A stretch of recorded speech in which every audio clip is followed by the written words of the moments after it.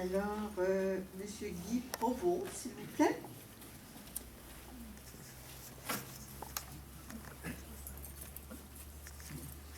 Bonsoir, Monsieur Provost. Bonsoir. Bonsoir.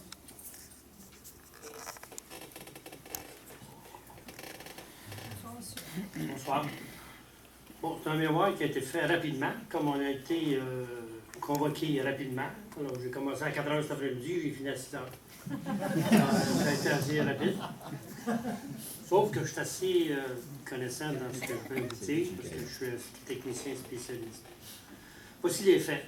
Ma résidence est établie à Saint-Étienne-des-Grès depuis les 39 dernières années, avec comme source d'eau potable un puits artésien d'une profondeur de 75 pieds. Mon numéro de l'eau est le 2 546 888 de la MRC de Masquinongé. Un peu des précisions. Lors des réunions d'information en octobre 2014 de la compagnie Trans-Canada Pipeline à Batiscan et à Masquinongé, j'ai pris connaissance que l'oléoduc projeté vient complètement contourner mon terrain. Pour voir l'annexe E, vous avez une annexe comme semblable à ça, là, qui indique où est ma résidence sur le plan que vous avez. Donc, c'est un terrain de 200 000 pieds carrés sur une longueur de 900 pieds et une distance de moins de 300 pieds de ma résidence. Le pipeline va passer là. Ce qui constitue un risque de contamination de mon eau potable pour les années à venir. L'oléoduc doit passer sous l'autoroute 55 à une profondeur qui devient un grand risque de contamination de la nappe phréatique perchée, advenant une fuite souterraine.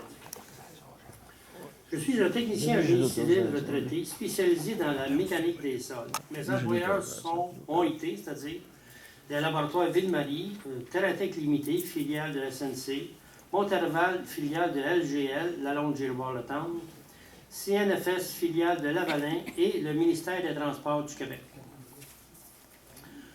J'ai fait des forages sur mon terrain et je peux vous affirmer que le sous-sol est constitué de sable de première qualité. C'est pour ça que j'ai acheté ce terrain-là, d'ailleurs, en 1976. C'est bon pour la construction d'autoroutes. C'est un sable granulaire de grossier à moyen. Je fus inspecteur dans la construction de routes et d'autoroutes. J'ai travaillé dans un laboratoire durant plus de 2 ans pour faire des analyses sur les sols, granulométrie, sédimentation, perméabilité, essai de densité, etc.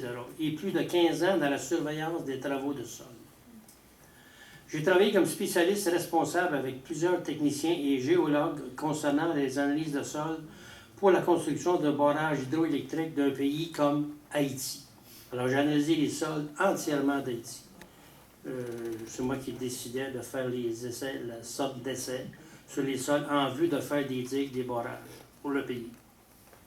J'ai fait des centaines de forages afin de prendre connaissance de la qualité des sols avant la construction des autoroutes 40 et 50 au Québec pour les études préliminaires de pédologie des sols. Donc, j'ai fait des forages sur l'autoroute 40 de Berthier à Port-de-la-Mauricie. Alors, c'est une grande distance que j'ai analysée à chaque 200 pieds. J'ai fait un forage. J'avais des techniciens, des ouvriers qui travaillaient pour moi dans ce temps-là, en 1971. Le sable de mon terrain est de type granulaire sur une épaisseur de 43 pieds avant d'arriver à la nappe phréatique perchée. Advenant un écoulement de pétrole qui viendrait contaminer la nappe phréatique, mon puits que j'utilise depuis plus de 40 ans serait inutilisable. Je vous demande de suggérer une modification de tracé projetée de l'oléoduc pour me protéger. L'annexe A 6 juin. Bon, l'annexe A 6 juin, c'est une publicité mensongère. Je dis bien mensongère. Ça m'a pris 3 mois à prouver ça. Mensongère de Trans-Canada qui démontre une mauvaise foi et qui constitue un danger pour la sécurité de son pipeline. Les documents n'ont jamais été disponibles pour les consultations à la bibliothèque Gatien-Laporte. Bon, l'annexe que je vais montrer ici, là, c'est ça ici, c'est des publications dans la nouvelle liste de Trois-Rivières.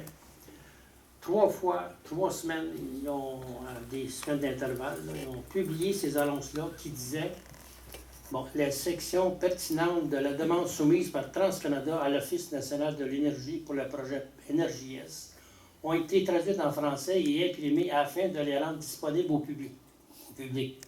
Vous trouverez pour consultation un exemplaire de cette documentation à Trois-Rivières, Bibliothèque Gatien-Lapointe.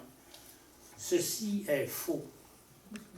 Est faux. Quand je dis faux, là, c'est une publicité mensongère et je le prouve par des emails, par des courriels. Ça m'a pris 6 mois d'avoir les emails de confirmation que la Bibliothèque Gatien-Lapointe a renvoyé à la compagnie Trans-Canada le 16 décembre. Vous avez la copie d'un email qui est en annexe ici, là, que la compagnie a reçu ces documents. Donc, ils ont publié au mois de janvier des avis de publication pour inviter le public à consulter les documents de Trans-Canada en français. Y a-t-il quelque chose de plus malhonnête que Trans-Canada dans ce cas-là? Moi, je me pose des questions sur la sécurité de son pipeline en comprenant leur publicité mensongère. Ils peuvent nous informer de façon mensongère aussi sur la sécurité. Alors, c'est ça qu'il faut faire attention. Alors, je complète mon mémoire.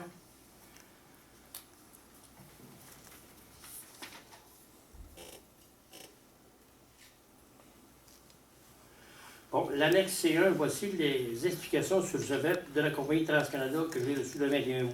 Évidemment, la compagnie Trans-Canada a confirmé ce que je viens de vous dire là, par une lettre que j'ai reçue dont vous avez la copie en annexe.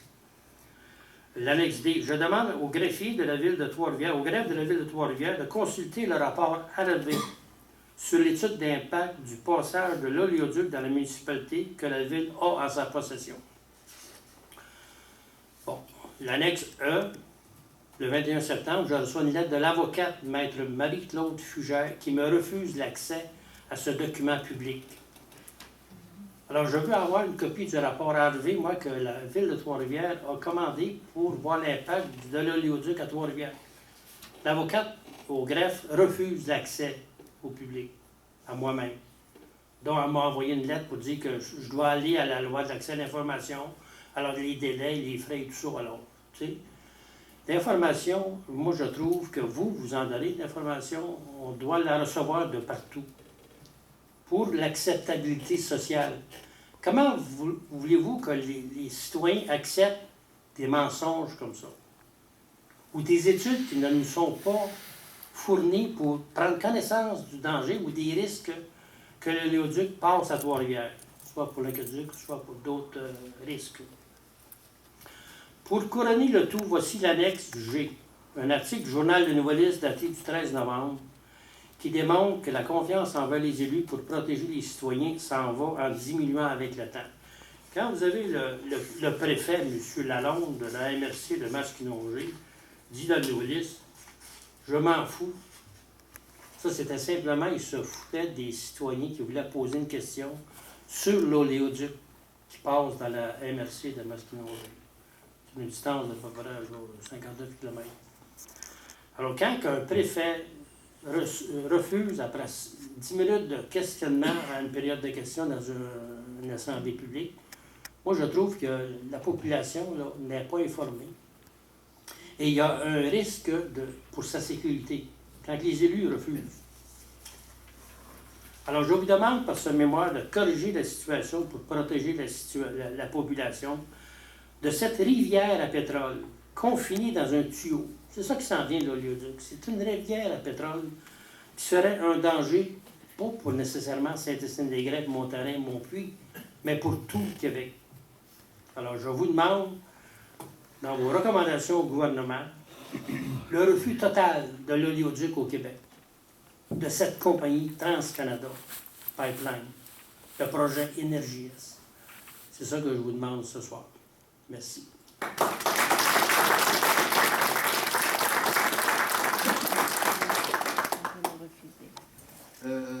Vous savez peut-être que le ministre Surtel avait déjà écrit en novembre 2014 à la compagnie Trans-Canada pour lui dire qu'il y avait 7 conditions au Québec pour éventuellement que le pipeline passe. Le ministre Surtel a également mentionné qu'il était pour avoir un BAP. Il a mandaté le BAP au printemps dernier.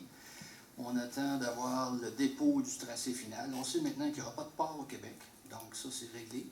Et l'idée, c'est qu'on veut absolument tenir un BAP avant les plaidoiries de l'ONU pour que le Québec puisse aller présenter sa position à l'ONU lors des consultations qui devraient avoir lieu on ne sait pas encore quand, mais probablement à l'automne 2016. C'est sûr qu'il y aura une occasion, c'est peut-être une autre étude, vous allez me dire, là, mais c'est l'occasion où les citoyens vont pouvoir faire part de leurs préoccupations sous toutes ses formes, sur le tracé, etc. On vous inviterait fortement à participer lorsque ça va venir. On s'attend que ça devrait être bientôt, que ça va être lancé. Et c'est un BAP qui va prendre probablement plus que 4 mois habituels, parce que c'est quand même quelque chose de gros. On travaille déjà sur les documents de TransCanada, du moins pour la partie qu'on connaît. Il y a des documents sur leur site, puis actuellement, les experts du gouvernement regardent ça. Il y a un comité au ministère, dans les ministères, qui regarde cet élément-là avec 5 ou 6 ministères. Nous-mêmes, on fait partie, on est coprésident de l'unité de vigilance sur Enbridge-Pickline, donc on est les watchdogs, si on peut appeler ça, au niveau des pipelines. Je voulais vous mentionner ça, comme quoi que cette situation-là, on va avoir l'occasion de la regarder de façon très étroite, afin de faire une représentation claire auprès de l'ONU. Moi, je suis inscrit à l'ONU comme participant. Je sais qu'actuellement, du 3 novembre au 31 décembre, ce sont les Autochtones qui sont en audition. Et je sais que les auditions ont commencé au début 2016. Le BAP, là, c'est pas le BAP en environnement, là. Hein? Le BAP, là, c'est le Bureau d'audience publique en environnement. Bon, ça sert à quoi devant l'ONU, l'Office national de l'énergie? Est-ce que ça va influencer l'ONU? Moi, je pense que votre évaluation environnementale stratégique sur les hydrocarbures, ça a un poids un peu plus pesant que le BAP, je pense. Je pense. Le BAP, c'est un rapport qui est bien épais, puis personne ne le lit, puis il n'est pas appliqué. Alors moi, le BAP, s'ils ne sont pas dans les délais non plus pour être auditionnés à l'ONU, ils ne sont même pas inscrits, à ma connaissance. Alors moi, c'est sûr que le BAP n'est pas inscrit, mais le BAP, le rapport qu'ils vont faire, ils doivent le déposer deux mois avant le début des plaidoiries de l'ONU. Nous, on va l'utiliser pour préparer nos plaidoiries. Et le représentant du Québec, parce que le représentant qui va nous représenter là-bas va se baser sur ce rapport-là, mais également tous les autres documents, dont les rapports de l'EES et les 64 études qui auront été réalisées dans le cadre de l'EES. Donc, on va être assez bien préparés. Alors, je vous remercie. Merci, monsieur. Merci, monsieur Provost. Écoutez, on avait prévu prendre un petit 10 minutes.